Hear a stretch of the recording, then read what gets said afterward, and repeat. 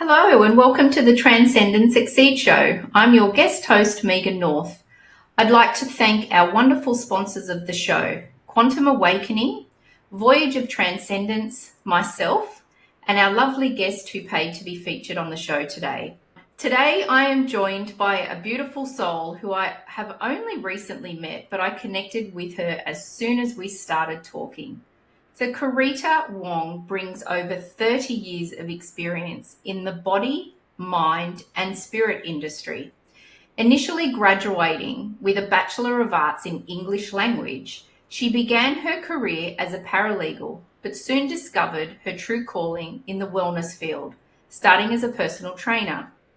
This marked the beginning of her deep exploration into the intricate connection between the physical body, the mind, and the spirit. Life's challenges, including a series of difficult relationships, fueled Carita's desire to understand the patterns that kept her stuck.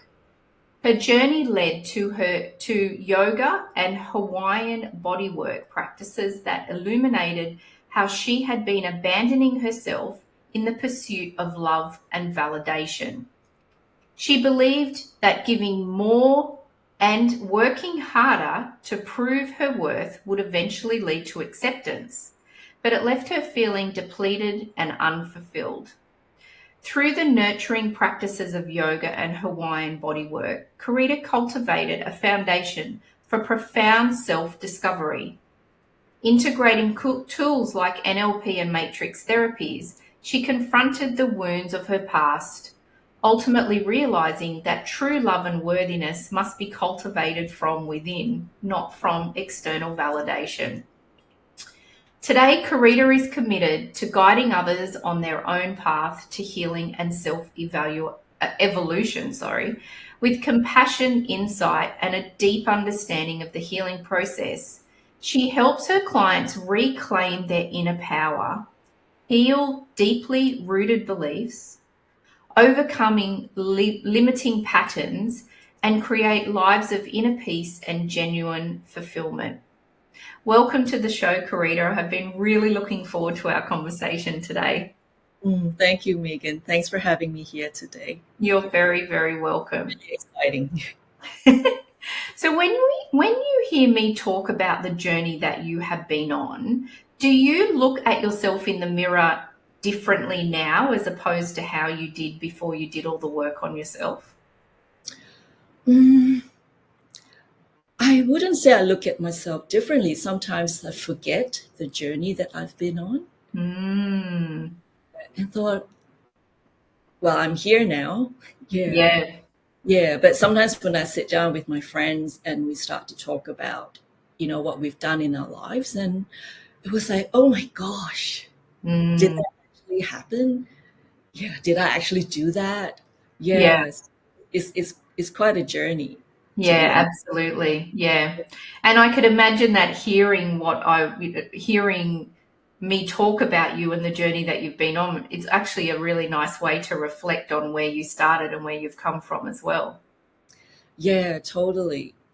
Yeah, I mean, I wouldn't exchange that for anything else because it's really brought me to where I am today, which Yeah, I'm grateful. beautiful. Yeah. Yeah, absolutely beautiful. So before we get into the deep stuff, can you explain to me what Hawaiian bodywork is? Because I've actually never heard of it before. Hawaiian bodywork is a traditional art form. It's really common amongst the Polynesian islands. So Hawaiian bodywork, it comprises of massage, of sweat lodges. It's a holistic healing art that the Hawaiians practice. So Right. bodywork is just one form of it.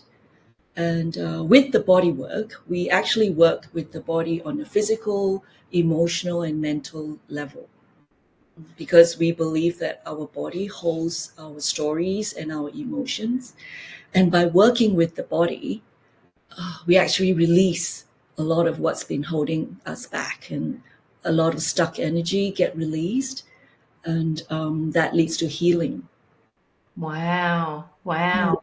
So it's almost like you do the emotional healing from an emotional spiritual level, but then there is a physical healing to it too, I'm assuming. So when you have a massage or you go into what did you call it? A hot room, a sweat lodge, that then you're physically releasing what you've been healing as well. Yes. So it could be either or, it could be the body work first or the emotional healing first. But with the body work, because when we massage the body with lots of aloha, what we call aloha, which is unconditional love, the body starts to feel safe. The nervous system can calm down. And as we hear about so much now about our body holds our stories and emotions. So when the body receives so much love and being held so lovingly, it just lets go. Mm, Any past hurts and pains that we have stuffed down actually gets released. mm. And then from that physical, that body work, we can then move into more emotional acknowledgement and deal with the emotions that come up. Wow. And I could imagine also that that would help, particularly if people are at the beginning of their healing journey too, because if, for people like you and I who have done a lot of work on ourselves, I kind of go into a healing going, okay, I already know what I need to work on. Let's work Mhm. on it. Let's clear it, da da da da da, da, because Yeah. I've done so much work on myself that it doesn't feel like a really heavy process for me to go through. But I could imagine for someone who's just beginning their journey, doing that body work and having a massage or the sweat room and physically releasing and I guess opening up all of their emotional piece would then really help them to gently move into that healing process. Yes, for sure. I think in this modern society, I think we're getting more and more disconnected with our bodies. Mm. So then when we are disconnected, we actually don't have the vocabulary as well to describe how we're feeling. So if we were to go into a bodywork session where the therapist is able to hold that space and start, I think that first step of starting to get back into our bodies, connecting with our physical body, I think that's a really good start for people wanting to really find out what's going on and what do I need to do. Yeah, I think that's a great segue into emotional release and acknowledging what's going on. Yeah. Mm. Because a lot of the time, so you and I, one of my previous guests is Andrew, and that's how I met you through Andrew. And, he talks about having that terrible car accident. And we talk Mm, about lots of people, my mentor in my healing, he went to a chiropractor and had a terrible experience at the chiropractor. So from a physical point of view, often that's when people then all of a sudden stop and think, oh my gosh, actually I'm really broken, and actually I've lost my relationship with myself and my body. It often mm, shows up in the body first, doesn't it? Particularly if we've been ignoring it. before then we go, oh, actually, I think I need to do some work on myself because my body is physically telling me I need to do this. Oh, yeah. I mean, I was pushing myself quite hard at some point and just not wanting to stop, and I actually broke my leg. Right. Yeah, I broke my leg and I had to stop. Right. Yes. Yeah. You've got no choice. Yeah, totally. So I literally put my leg up. And I mean, to be honest, that was one of the most contented and peaceful period of my life. Yeah. Yeah. Because Mm. you just had to, or you had no choice. You had to surrender to that, didn't you? Yeah. And just recognizing, okay, universe, I hear you now. I'm gonna stop. Look at what I've been doing or what I've not been doing, Yeah. how Yeah. I've not been caring for myself. Yeah. Mm. Interesting. Wow, that's really interesting. Okay. And so when we're talking about people who are starting on their journey or they know that they need to start making changes to themselves, often people struggle with finding the courage to Mm. make transformative changes in their life, especially when it comes to uh, leaving a significant relationship or addressing deeply ingrained patterns. So, Mm. can you share your personal experience with finding that courage and then what ultimately led to you starting your healing journey? Mm. Mm. Wow. It's a big question. Yes. Looking back at my journey, I actually was thinking about it the other day and realized that I did not do this by myself. I mean, no doubt that courage to change requires inner strength. But what I realized is that courage actually doesn't exist in isolation. Mm. Okay. So yeah, so we do need that inner strength, but we also kind of require a external nudge. It could be a friend, an opportunity, or if you believe in signs, that some subtle signs that actually spark that bravery. Uh, for instance, in one of my more painful relationships, I knew I was in a really dark place, and I knew I had to leave, but I couldn't because I was so lost and confused. And as the universe would have so nicely arranged it, I had a chance encounter with a Reiki master in New Zealand. He gave me this most powerful healing session. And actually didn't know what happened, but something deep inside me shifted. And I went home, packed my bags, and walked out of the relationship. Wow. That's something that I will never forget. It's kind of stuck with me, and just allowing me to see that, when we come to that point that we need to change, and if we don't move, something is going to make us move. Yeah. Mm. Yeah. I Yeah. love that you said that about, that we can have that the inner knowing and the inner wisdom and we know, but then the courage can often come from something external. And I love that because I've not thought of that before. And it's often now that I'm sort of sitting here reflecting and I'm thinking, I'm sure a lot of people can reflect on that because often an opportunity or something of someone turns up in your life that then they say, hey, why don't you do this, or I did this and it worked for me, or why don't you go and talk to this person, or and that actually then really does almost trigger the courage for you to make the change. Yeah. Or even maybe reading a quote or a passage in a book. It's like a light bulb moment sometimes. Yeah. Yeah. Yeah. But when when I was married, it was a bit more difficult because on the surface there was really nothing wrong with it, but yet I felt I wasn't being myself. I couldn't be myself. I couldn't exist within that marriage without sacrificing who I was.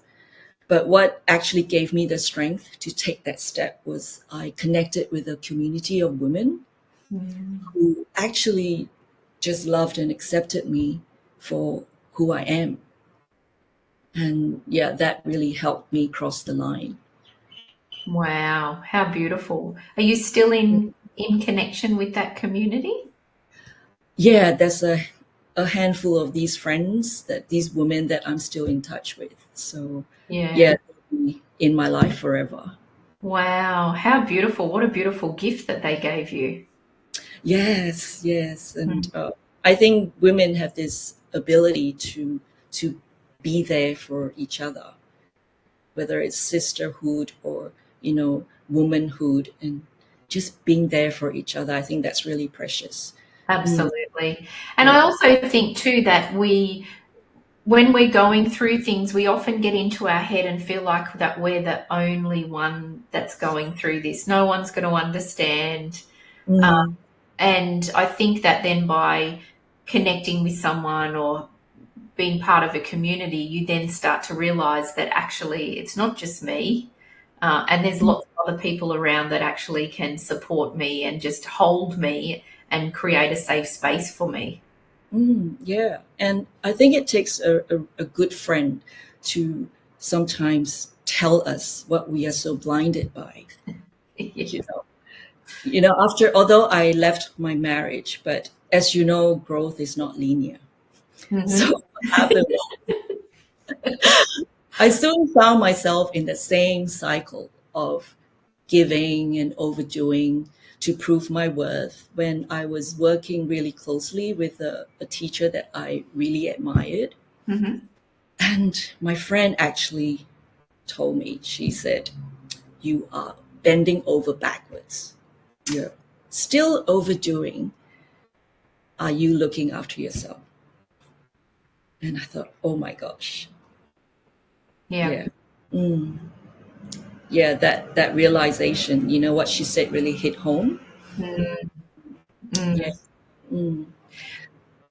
And I think it's lovely that because almost she probably felt like she needed some courage to be able to say that to you as well. I could imagine that reflecting back on that conversation with your friend, sometimes we can often see what's happening with our loved ones and our friends, but it's Mm. often finding the right moment or the way that you say something to that person at the right time that's, Yeah. that's going to be the right moment for them.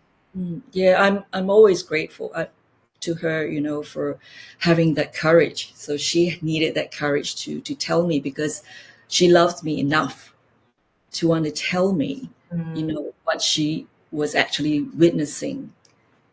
Mm. Oh, wow. That's Yeah. beautiful. Yeah. So that put me on that search again. It's like, what do I need to do now? And I think at about that same time, I stumbled upon matrix therapies Mhm. coaching. And with matrix therapies coaching and NLP, I actually started to explore the root causes behind my struggles, with self love and self worth. I think that was truly the beginning of my healing journey. Right. Okay. Right. Okay. So, I definitely want to explore more the NLP and the matrix therapy. It feels like it's a good time to hear from our sponsors. So Mm. we'll hear from our sponsors, we'll come back, and then I know that you've got an audience offer, so we'll talk about that, and then let's dive deeper into the NLP and the matrix therapy. So we'll Thank you. we'll be back in a couple of minutes. Thanks, Carita. Thank you.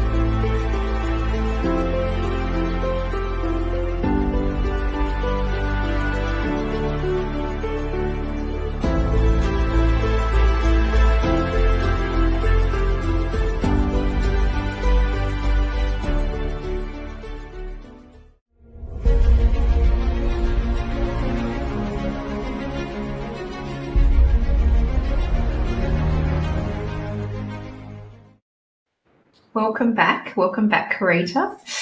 So before we get into the deep dive into NLP and Matrix, and then talking about the self-love and all of the other things that we want to talk about, I believe that you've got an offer for the audience. Yes, it's a complimentary 45-minute session to have a chat with me. Just talk about what's been going on in your life and what are your goals and where you would like to be. So it's also for you to find out what this coaching is all about. And of course, with the first meeting is to see if we like each other and if there's a good rapport and if we could actually work with each other. Great. Wow. Yeah. Thank you. That's very, very generous of you. So everybody will see that there's a QR code on the screen there, and that will take you to Carita's calendar where you can book in for that time with her. So thank you, Carita. You're welcome. So we just touched on the moment where you found then the NLP. So for people who would probably know on the show, so neuro-linguistic programming, but then the matrix therapies as well. And so was that something that you did together, or did you do one before the other? Like, how did you come across these two modalities? I did NLP some years ago. It was just through everything was, you can call it random, but I don't think it was random. Yeah. So I was talking to friends and kind of, because with my work as a personal trainer and then becoming a facilitator of the Hawaiian body work, I was doing a lot of group facilitation and personal growth within our trainings. It really spoke to me about being in that position to help others. And of course, being really intrigued by the connection between the body and the mind and holistic healing. So I looked into NLP and I did a course in NLP. And it was subsequently when I was actually doing a course in digital marketing that I came across Matrix Therapies coaching. Right. Wow. It really resonated with me. I thought, I have to do this. So I went on to do Matrix Therapies coaching. So they actually worked really well together. Yeah. Wow. So the work is about doing a lot of inner child work and connecting with root causes of what happened to us, and reframing, giving ourselves an opportunity to reframe and let go of limiting beliefs, influences, so that we can move forward with fresh eyes and with new perception. Yeah. Wow. Sorry. Oh, yeah, perspective. Yeah. Well, perception as well. Yeah. Yeah. Wow. Okay. Interesting. And so because we've touched on it now in relation to the concept of self-love. And so a lot of people and a lot of coaches and counseling and different modalities talk about self-love. So what have you learned so far about self-love? What does it mean to you? Like, why is self-love so important to you? Actually, I'd like to start by looking at this common misconception about self-love. Some people would think that self-love is selfish. Yeah, but self-love is actually different from self-centeredness. Oh, okay. Right. Yeah. Self-love is about filling ourselves up so we have more to give. Whereas self-centeredness is more about taking and not giving. That's a great description. Yeah. And I guess a lot of us would think that, yeah, I love myself. I treat myself to a 3-hour spa treatment. I'm buying that bag I've been eyeing, or I'm planning a holiday to Europe. And I think all these are wonderful gestures. But what I've learned for myself is that self-love is actually about being my own best friend. Mm. Mm. I'm sure we all have a best friend, you know. Yeah. So what do best friends do for each other? We love and accept each other. We support each other. Uh, we are our cheerleaders. Yeah, we Mhm. are best friends cheerleaders. So if we were to do all that for our best friend, why shouldn't we do that for ourselves? Mm, yeah. So I think it's so important to be our own best friend and have our own backs and listen to what our needs are, and to show ourselves some kindness and compassion. Yeah, especially in our lowest moments. Yeah. And that's such a beautiful point that you make, because um, I've had this conversation so many times, and I think I've mentioned it on the show a few times, but often when we are feeling quite low about ourselves, the way that we speak to ourselves and about ourselves, we would never speak to our friend or a family member or someone that we love the way that we speak about ourselves when we're feeling Mm, low. So yeah, why do we think that it's okay? yeah, totally. Mm. I mean, I look at it as, you know, our our families, our best friends, our friends. We we can't be together 24/7, and there will be times when we are on our own. Hmm. So we gotta love being with ourselves. We have to love to hang out with ourselves. Yeah, yeah. Take ourselves out for lunch, go to the movies, go for a walk. Yeah, Yeah. absolutely. When we're sad or feeling a little bit disappointed, and maybe our friend is busy, our best friend could be busy. So then who's the next best person? Mm. Probably be the first best person to go to is us. You know, Mm. what would I do for my best friend now? So what can I do for myself now that I'm feeling a little bit sad? Yeah. Yeah. Mm.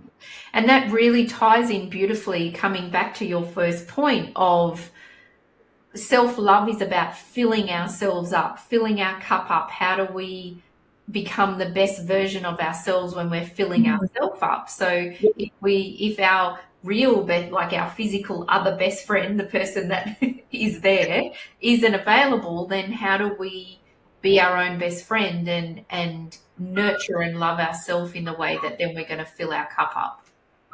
Yes, so true. And when our cup is full, we have more to give. Yeah. And it's so essential in relationships. It could be romantic relationships or close connections, that I'm actually going to go into this relationship or connection full and not seeking to fill a void. Mm. So Yeah. if I can't love and sustain myself, I can't give and receive love in a healthy way. Yeah. Yeah. Then it becomes a dependence. It's not love.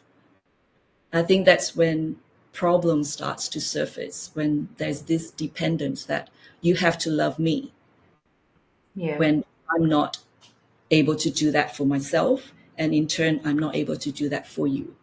Yeah, yeah. And I think too, I could imagine that then you start picking, I guess, picking on the person in that you're in that relationship with, because they don't know that that's the role that you're expecting them to take. Because I guess Mm. like subconsciously, you don't even know that you're doing this, but you're Yeah. going into that relationship expecting that person to be filling your cup and to be Mm. doing all of the things that actually we need to do ourselves. But then when they're not doing it, then you become judgmental. Why are you not doing this? You don't love me. Like it feels like it's then a real roller coaster of um, emotions and breakdown of relationship. Yeah. So this is where matrix therapies coaching comes in. When we go into a relationship needing or wanting that person to fulfill our needs and love us, are we existing in this relationship as a whole and self-loving adult, or are we a child that hasn't received love? And now we are that child in that relationship, asking for love and approval and validation. Right. Yeah. Okay. Yeah. Whew. Okay. That's an interesting way to look at it. Absolutely. And I guess I'm reflecting on myself while you're talking about that, because I'm in my second marriage, and when I did so much work on myself before I met my husband, that it's almost, and he did as well. He had a lot of time on his own before he met me too. And it feels like we've come together in the sense of, because we really do love ourselves and our cup is filled, then actually our relationship is so beautiful, because we don't need to worry about how the other person is feeling, because he knows I love myself and I know he loves himself. So there's all these other amazing things that we can do in our relationship, because we don't need to worry about that. Yeah, that's so beautiful. Yeah. That's so true. And relationships is actually the perfect fertile ground for mutual growth. Yeah. I mean, as long as there's communication and both parties are on board and really being witness to each other's vulnerabilities and having that courage again and love to stay and not run away. Yeah. Definitely. And I think that's foundation for a relationship to blossom. Definitely. Yeah. And communication, I think, is very important. My husband and I often laugh, because the only time that we say that when we're at home together that we're not talking is when we're eating or sleeping. Because other than that, all we do is talk. And then if he's been in the office all day today, and we've probably sent like 20 text messages to each other, and we've called each other twice. Right. So communication, we can never ever be can never be one of the issues that we have in our relationship, because we're very good at communicating. Oh, that sounds beautiful, Megan. Oh, it's funny. But it's really nice to just hear you talk about that, because this is what I love about all these conversations that I have, is that then it starts to get you to reflect on what's happening in your life as well. Yeah. Yeah, beautiful, beautiful. And so how do you balance so we're talking about now, well, let's go into self-healing. So we've been talking about self-love. Now let's talk about self-healing. So how do you balance the process of self-healing with actively engaging in relationships? So if we can talk about that first, and then how can someone recognize when they're ready to take that step into the nurture phase of a Okay. relationship? Yeah. I believe some coaches recommend that people work on themselves first, before going into a relationship, and actually not look at the root causes of any of the issues or fears, to believe in themselves, to have affirmations, and to persevere, and to think positive, and sometimes to fake it till you make it. But it's not sustainable, because we can't change by sheer willpower. Yeah. Willpower is like a battery. It runs out and we have to keep charging. But if we don't look at what is actually causing the power to drain, then it's going to run out eventually. Yeah. And then on the flip side, there are probably coaches who recommend working on ourselves first before putting ourselves out there. But then again, how long is a piece of string? Yeah. It'll take forever. No, I'm not ready. No, I've got this to work on. Yeah. Yeah. For me, I believe in what I like to call a plant, nurture, and bloom approach. Okay. So we plant the seeds of awareness. Yep. So this means that we identify root causes, we look at our behaviors, look at try to understand our emotions, and also at the same time setting the intention to grow. Mm-hmm. So with that, we then learn more about ourselves, and then okay, right, I'm feeling quite ready, so I'm going to test the waters. So I'm going to go into what I call the nurture phase, where we put ourselves in real life scenarios, in start dating, meeting people. Perhaps there's been a personal challenge in my life. And I think at this stage, it's important to practice also patience. Yeah. And learning to accept that there will be setbacks and learning from our mistakes. Yeah. But still maintaining that commitment for growth. Yeah. So that's what I call the nurture phase. Mm-hmm. One thing I like to add about the nurture phase is that it doesn't have to be perfect. We don't have to heal completely, yeah, to put ourselves in real life situations. Yeah. Yeah. So it's almost like expanding our comfort zone a little bit more. So perhaps in the nurture phase, it's about we're in the oh no zone. But if we are patient enough, then that oh no zone becomes part of our comfort zone.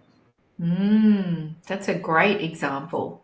And when that happens, we can start to bloom, where we can Mm. see what we have worked on, what the work that we've done actually manifests itself in healthier relationships, or perhaps more self confidence. Yeah, Wow. that's kind of how I look at it. Yeah, that's really good. And I could imagine, like, if we're using this analogy in getting moving into a new relationship, so doing the work on yourself, so that real the Mm, planting the seed, yeah, um, and then the nurture phase. I think when we're doing healing work on ourselves, and I'm sure that you could relate to this, often we need to be putting we need to take action. So you yeah, can't just do all the healing and then sit around and say, well, where's all the men? Because they're not just going to knock on your door, are they? You really yeah, need to take action. You need to go out or go on a dating app, or like you actually have to take action if you're looking for a new relationship. yeah, They're not really going to just fly into your to your front door and you have a line of them. I mean, mm, I don't know, maybe the Foxtel guy might turn up and he might be the man of your dreams. I don't know, who knows. I'm sure yeah. there's someone out there. Oh, this guy. Yeah. But I Yeah, think that taking the action in that nurturing stage is really important, because I could see that then you've done the healing, you've done some work on yourself. Now I need to put it into action, and I feel like then it would probably cement or integrate into you. Oh, actually, I've done all this work, and isn't this interesting? I'm on a date with this person, and mm, oh, I'm asking very different questions to what I would normally ask, or yeah, oh, I'm responding to them differently to how I would normally ask. And that mm, sort of gives you that in the time present feeling of, oh, actually, I have done some good work here. yeah, absolutely. It's like students sitting for an exam. They've been studying and then go into the exam. And it's in the exam that they find out, oh, I've forgotten this. Oh, but I remember this bit. Yeah, Then they would go back and, well, I don't know if any of the students do that after exams, to go back and look at what they have actually missed yeah. and then expand on that. Mm, That once we've passed that exam, we can actually learn more and go back to understand what we have missed and add on to our knowledge. yeah, yeah, yeah. Yeah, interesting. It's a really, I love the perspective. You give me such a different perspective of how to look at things. I love it. Very, very different to how I think. So I love this because I feel like I'm learning so much. Thank you, Megan. Yeah.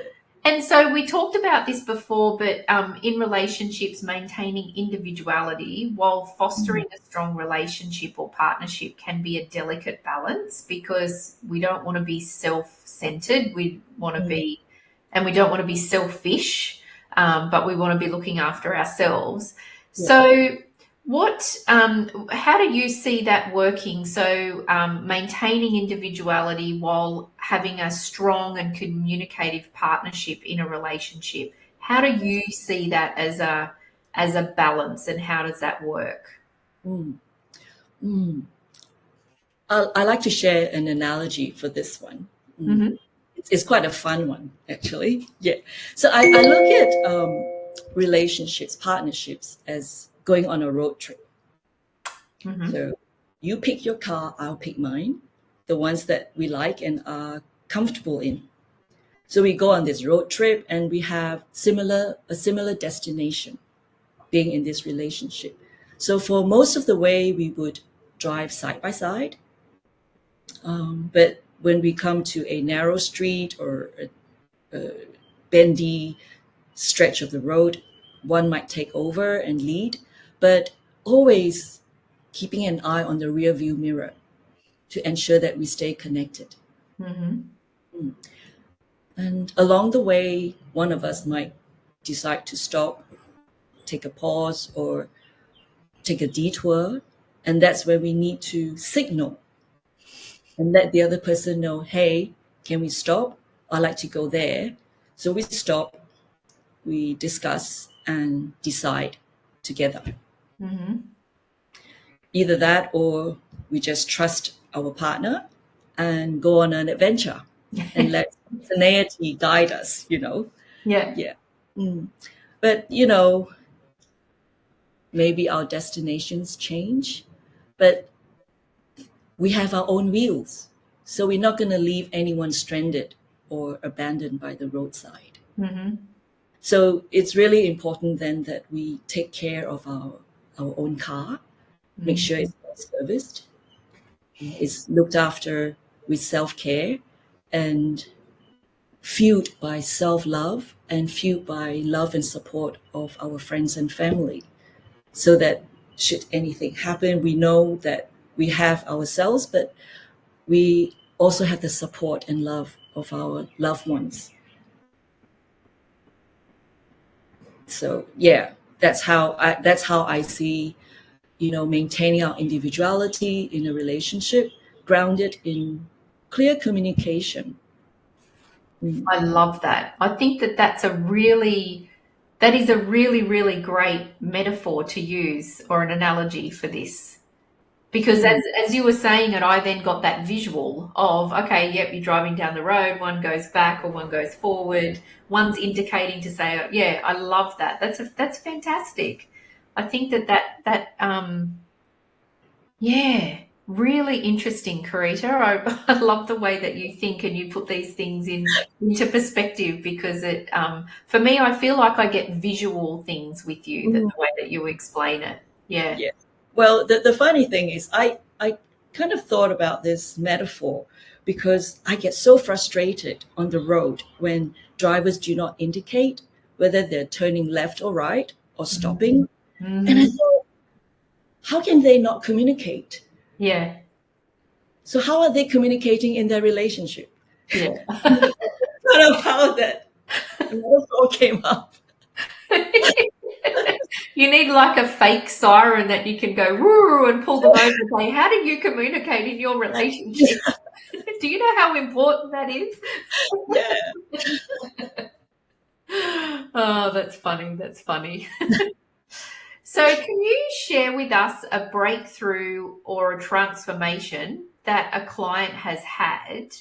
So what were they working through, and what was the outcome? So why did they come to you in the first place, and then how did you work with them, and then what was the outcome? Right. I worked with a very bright young woman. She was really successful in her work. When she came to me, she was depressed and she felt she couldn't go on anymore. Okay. Yeah. So what was happening was she was taking on lots of projects at work to prove her worth. And she literally thrived on the recognition that she receives from her company. And when there wasn't any, she felt invisible and unappreciated. Yeah, but most importantly, she felt she wasn't valued by her manager. And then what happened was she challenged him openly because she was very frustrated that she wanted to prove that she was a valuable member of the team. But that didn't help the situation. So she came to me, and with Matrix Therapies coaching, we started to peel back her story and discover that her relentless drive to prove herself stems from her childhood. That she was born into a traditional family that valued boys over girls. Yeah, and her parents run a busy restaurant business, and from the age of 7, she was given the task of managing the home. Oh, wow. Okay. But she was also constantly bullied by her brothers because she was a girl. Right. But she felt she couldn't tell her parents because she saw how hard they were working. So even when she was ill, she soldiered on by herself. So when we connected her to that little girl, she just felt, yeah, that's all she wanted. That little girl just needed to be loved, to be nurtured and cared for, just being herself, not because of what she could do or, what she could do for others. Yeah, we actually worked through several stages. Yeah, to get to a point where she is now able to nurture that child, and that child is feeling loved. Yeah, she recognizes her own capabilities and her own self-worth. Yeah. And what happened was actually she offered to have a mediation with that manager, but he declined. Oh. Yeah. And we talked about it, and she then realized that yes, she has done work on herself, but at the same time, there will be times when we have to step away from a toxic environment or a toxic relationship to enable us to grow. Yeah, so with that clarity, she actually asked for a transfer to another department in a slightly different role where her skills was still being valued, but it's not as stressful. It allows her more time and more space to do things that she enjoys. Wow. And since then, she has taken herself on a solo holiday to Europe, and at the moment, she is training for her first half marathon in December in Singapore. Wow. Yeah. That's amazing. She's thriving now, and yeah, as we speak, she's in China in her new role, meeting clients and really applying herself. And isn't that interesting? Because I feel like it comes back to what we talked about before, that when we do all the work on ourselves, that we've got to take action. And sometimes that action means that we've actually got to remove ourselves from the situation that we're in, because there's only so much work that we can do on ourselves. Like, she couldn't then say to her manager, well, you need to go now and work with Carita because we need to sort this out, because actually it's only us that can do the work, right? But I love that in that example, it's a very good example of sometimes we do all of this work on ourselves, but then we realize that actually the action we need to take is then removing ourselves from that situation and putting ourselves into a different situation.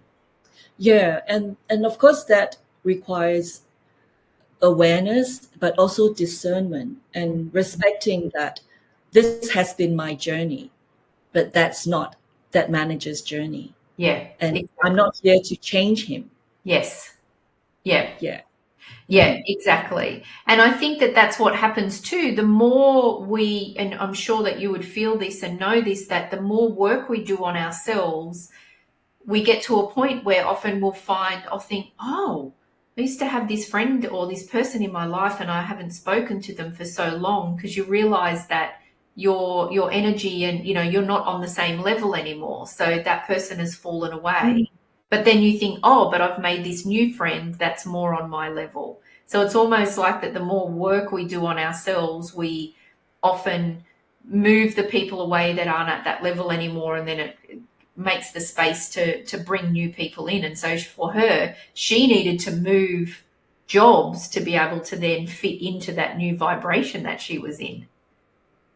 Yeah, totally. And I believe every relationship, any encounter we have with another person, there is something for us to learn about ourselves, because we can only learn whether we care or value ourselves in Yeah. relation to another person. Yeah. We can't know how much we've grown on if we sit in a room. Yeah, exactly. Yeah. Or sit Yeah. in the same space the whole time because you just don't know. Yeah. Yeah. Yeah. Yeah. Yeah. Every relationship, I mean, this is so common. It could be a season, a reason, or a lifetime. Yeah, absolutely. Yeah. Yeah. Mm. So can you believe that we've actually only got a couple of minutes left? Oh no. This has been great, Megan. It has been so good. It has been so good. So I'm going to ask you the same question that I ask all of my guests before we Right. finish our Yeah. conversation. So can you let us know what your favorite quote is and why it's so important to you? Mm. Oh, this one is Helen Keller's. She Mm-hmm. said, "Life is a daring adventure or nothing at all." Wow. And that feels like it just fits perfectly to our conversation that we've had today. Yeah, it's really daring to change and daring to sometimes step away. Mm, Mm. yeah, that's Yeah. beautiful. Mm. Thank you, Carita. Oh, you're I have welcome. really enjoyed today. I've been so blessed that you've joined me today. And I actually feel like I've learned so much about how important it is for us to have such a strong relationship with ourselves before we even start looking externally for someone else to love us. So I think that Mm. it's really important to reflect on that. So thank you for sharing all of your knowledge and your beautiful wisdom with us today. Thank you for having me. It's been You're great. welcome. Thank you so much.